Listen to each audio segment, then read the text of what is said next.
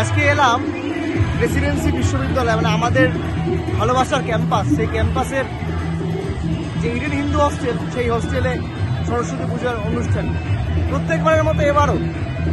এখানে মূলত এই সরস্বতী পুজোর ঊর্ধ্বে, ধর্মের ঊর্ধ্বে গিয়ে একটা সামাজিক উৎসব। এখানকার যারা অহিন্দু, মূলত মুসলমান যারা ভোটার, তারাই উদ্যোগ নিয়ে এই পুজোর কাজকর্ম করে।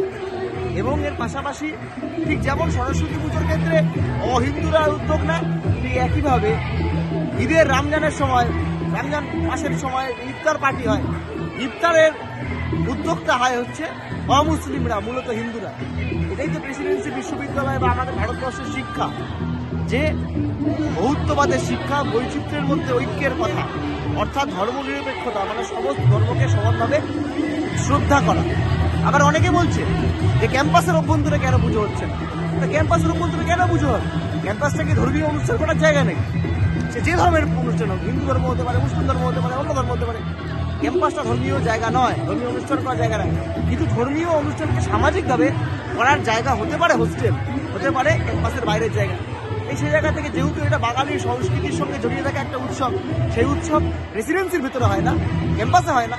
কারণ ক্যাম্পাসটা ধর্মনিরপেক্ষতার কথা বলে, ক্যাম্পাসটা বলে হচ্ছে যুক্তিবাদের কথা, ক্যাম্পাসটা বলে প্রগতিশীল চিন্তার কথা, অন্য ভাবনার কথা, বিজ্ঞানের কথা।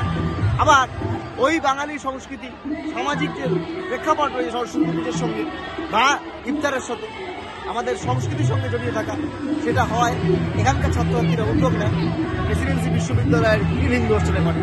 আজকে এলাম, দেখতেই পাচ্ছেন খালি প্রেসিডেন্সি ছাত্রছাত্রীরা নয়, একাধিক অন্য জায়গার ছাত্রছাত্রীরা, সাধারণ মানুষ এসে যুক্ত হয়েছে।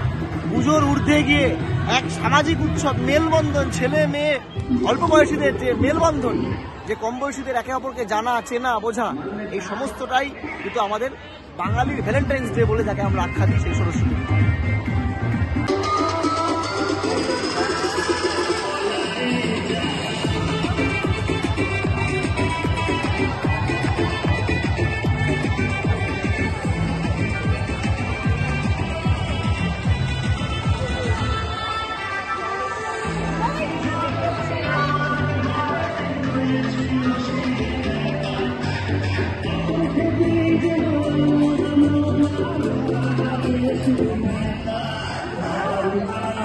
Hindu